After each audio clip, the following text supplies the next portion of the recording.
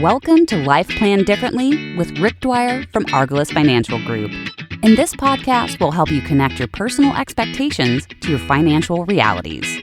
Join us for this journey where we take a holistic approach to financial planning as Rick Dwyer draws from years of experience and guest experts to teach you how to avoid costly mistakes in your financial planning. You know you will need some sort of income after you retire, but do you know where it's going to come from? Or really, how much you're going to need? Well, welcome back to the Life Plan Differently podcast with Rick Dwyer of Argallus Financial Group. I'm Patrice Sikora. This episode, Rick tackles key questions about how to support yourself in retirement. Now, Rick, this is something that really should take a lot of planning, but do people actually do it? Well, I guess the correct answer, Patrice, is that they do it, and it's a function of whether they do it correctly or they just wing it.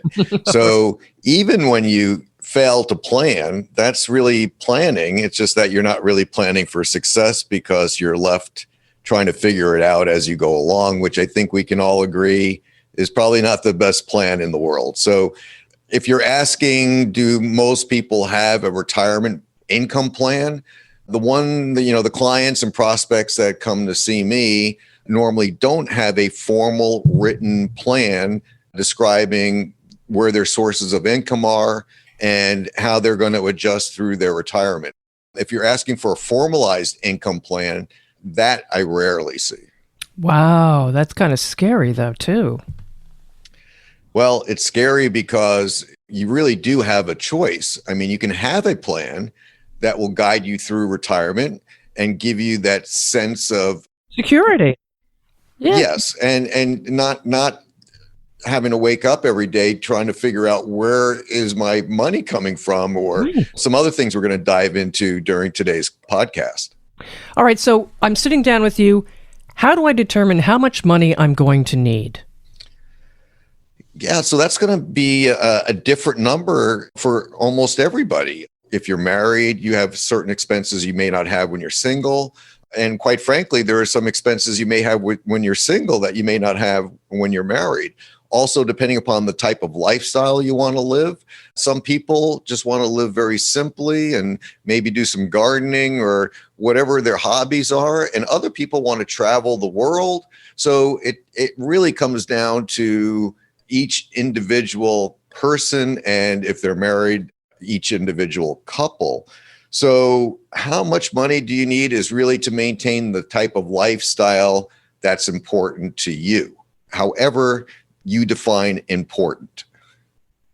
Now, can this change? Is there room in any plan for changing? Maybe I do want to travel more, or maybe I don't want to. Maybe I'm changing my mind. What can I do here? Well, once again, Patrice, that's the benefit of having a plan. I mean, a plan is not something that you just draw up and throw in a drawer, and that's what you're going to live by for the rest of your life, because I think we can all agree that life changes. And because life changes, you need to be able to have a plan that's adaptable to changes that will occur in your life. And I didn't say might occur.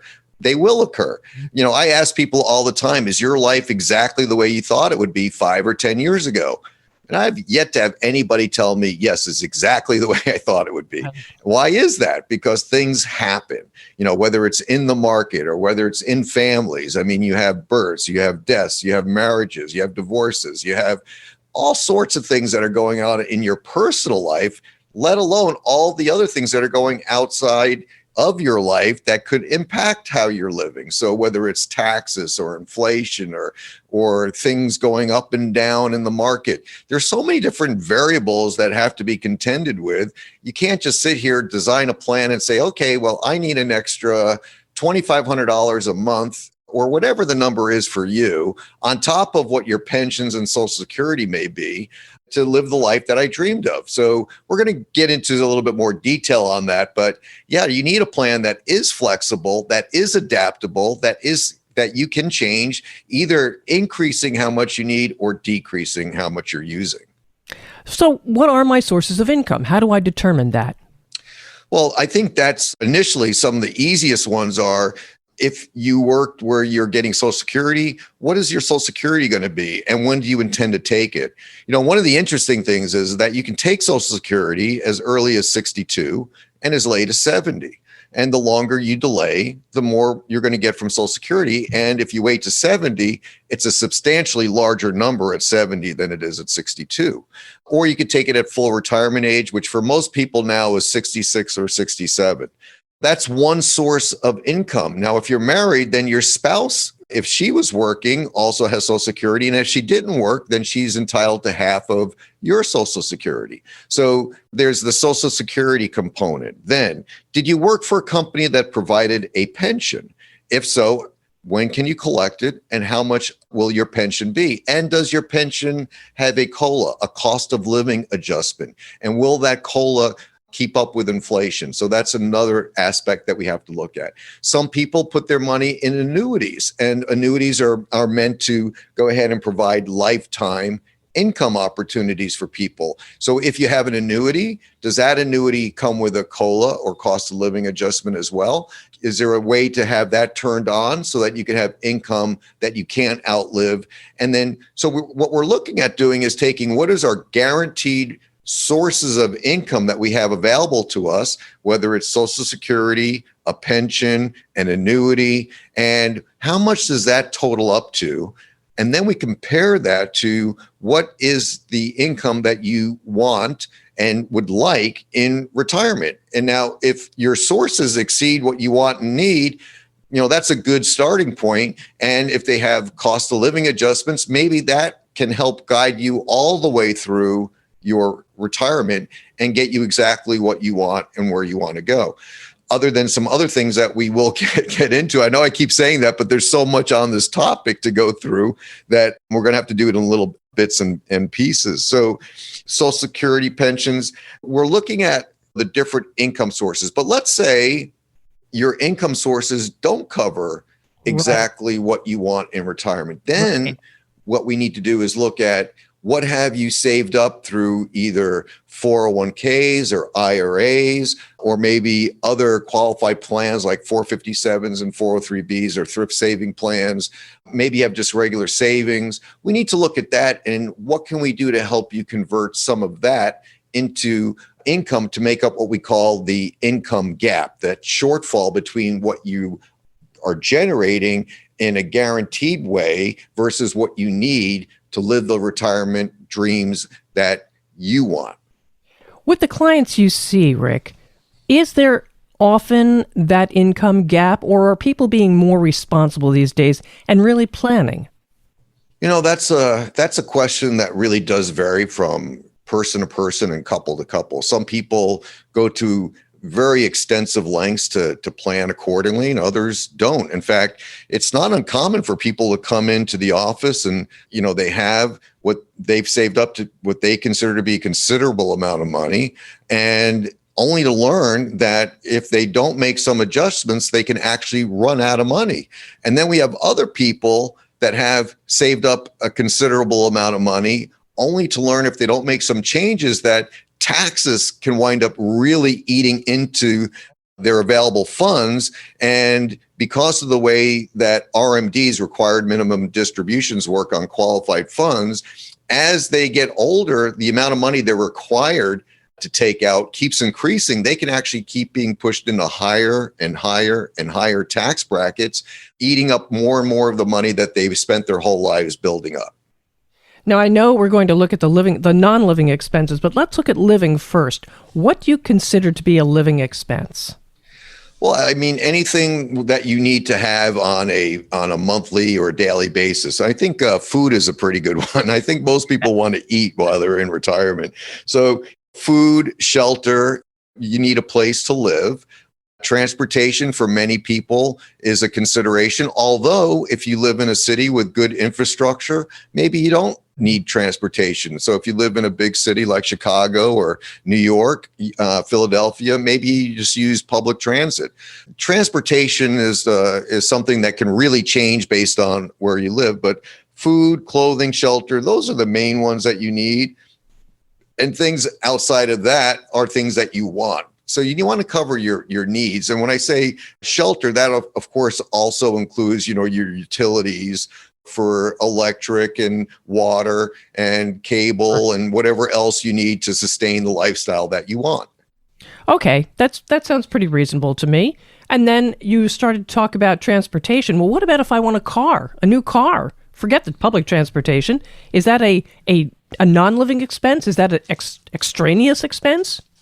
Well, I don't know if I would call it an extraneous expense, because our society really deems personal transportation as not a luxury anymore. It's something that a lot of people need. And if you're outside of a major city, a lot of places it's just not realistic to depend on mass transit. So yeah, a car is one thing that let's say you're 65 and you're retiring today and your car is, let's just say it's 5 years old. Okay. And let's just say that you're going to live to normal life expectancy of, let's just say 87 years old.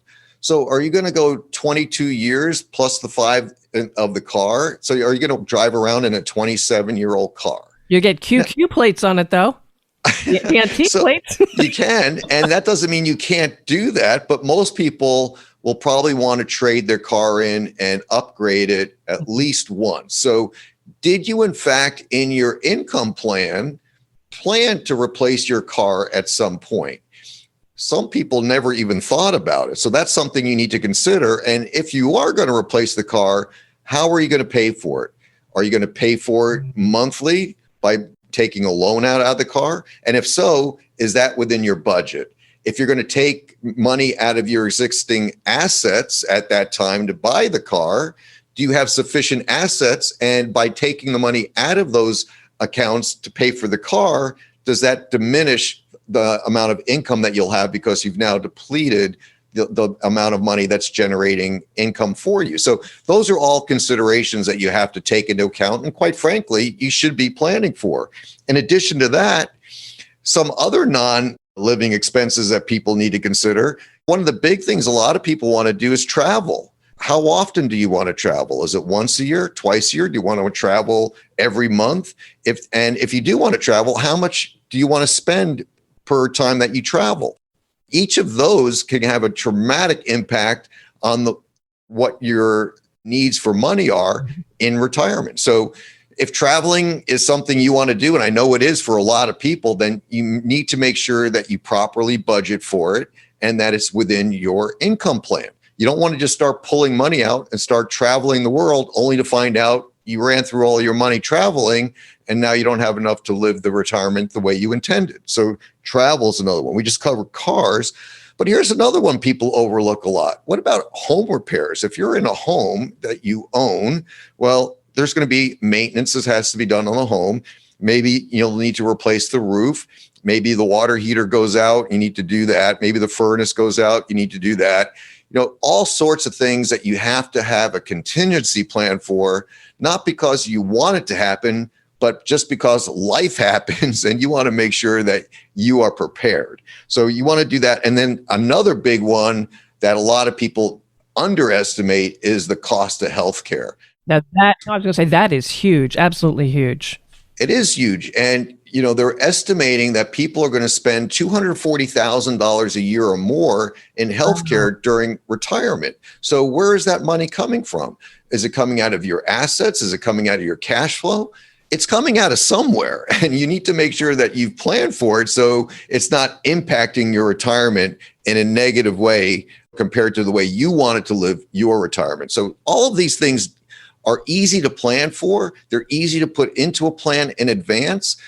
And knowing how you should be allocating your funds, both from an income perspective as well as from an asset allocation perspective, will just make your retirement that much more enjoyable, because now you no longer have to think about where is the money coming from, or worse, not thinking about it and having all of these things happen. And before you know it, that nest egg you thought was going to last the rest of your life is no longer there. I just wanted to go back to a number that you had there for healthcare, $240,000 a year? So I've seen it as high as $300,000, but yeah, 240 plus is the anticipated amount that a person, not a couple, a person will spend for healthcare in retirement. That number, if nothing else, should make you sit up and take notice and say, I need Think to plan about this. If you have a 20-year retirement and it's 240,000, so that's 12,000 a year. So between premiums and medications, that's 1,000 a month. That's not unrealistic at all. True. But it also, as you say, it has to be planned for. You should plan for it. If you're asking me, you should definitely have a plan. I mean, that's what we do. So yeah, I'm a big proponent of having a plan. And I think most people think that they have a plan. I think they just think it's in their head, but they're not taking a number of different things into account. And it's those unintended consequences that can happen that can really derail a plan. By having a plan, whoever you're working with should be addressing these unknown concerns or unintended consequences that can occur to dramatically reduce the impact that they can have on your income plan. Rick, are there any other additional considerations people should consider, things that you haven't mentioned yet? Yeah, I think there's quite a few additional considerations. So one of, I'm going to just go through a couple of them, but Sure. One of them is market risk. I see a lot of people come into our office, and it's not unusual for people to have 100% of their retirement assets in the market. Now, I realize gains that you can currently get on CDs and money market accounts are virtually zero, especially when you add inflation to that. So people are putting their money in the market because they're looking for some gains. My question for you is, if you woke up tomorrow and all of a sudden the markets were down 30, 40, 50%, and the government was no longer able to backstop the markets like they did this past March and just jump in and start buying, and they fell like they did in 2008 or in 2000 to 2002, where you had 47 to 57% drops in the market, and all of a sudden your account was down, let's just say 40, 50%, how would you feel? Not good. Not good at all. And is that something you want to worry about the rest of your retirement? No. Well, then you should have a plan, because with a plan, you can get yourself allocated into some other investments that can give you maybe not the yields that the stock market can give, but better yields than you'll get in a bank, but also give you a level of safety that goes with that. So those are some of the things that people want to look at. And I see it a lot where people are told that they need to have their money in the market. And we're not against the market at all. We manage a lot of money. But the point is, you don't want all, that old saying, you don't want all your eggs in one basket. Mm-hmm. I still find it shocking where I have people that come to my office that are in their mid to upper 70s or even 80s, and their current advisor or broker has them 100% invested in the market. I find that astonishing, quite frankly. So that's one of the things that we want to look at. What is your tolerance for risk? Number one. Number two, how can we allocate you to get you the returns that you need to support the lifestyle that you want, but not jeopardize it because you have most of it in the market? So that's one of the risks that we want to take a look at. And in addition, what about taxes? Do you think taxes are going to stay the same for the next 25 to 30 years or longer? I don't think so. In fact, unless Congress acts, the current tax regimen that we're under, the Tax Cut and Job Act, that expires on December 31st of 2025. So on January 1st of 2026, the old rates that were in effect prior to 2018 go back into effect. So you're going to get an immediate tax increase. What are you doing today to prepare for that eventuality unless Congress takes action? Right now may be a time with lower rates to consider doing some Roth conversions to take future tax raises off the table, reduce your RMDs as through your retirement, and maybe at one point actually get you to a point where you're paying little to no taxes. So these are all things that you can address in a plan. But once again, you need to sit down with someone and develop an income plan so you're not winging it. Taxes is a big one. I'll tell you another big one is inflation. I mean, right now we're in a fairly low inflation environment where it's projected to be about 1.5 to 2%, but the feds have actually said they'd like to see 2% or greater inflation.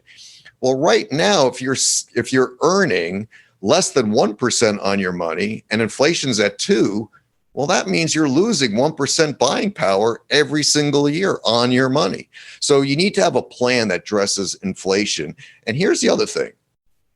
Forget about low rates right now. Let's just take the buying power of your money. If you don't account for inflation and you don't have your income increasing by a certain amount every year to offset inflation, well, guess what? In 10 or 15 years, maybe the $60,000, $70,000 or $50,000 or more that you're living on every year now has maybe 1/3 to 1/2 less purchasing power than it had.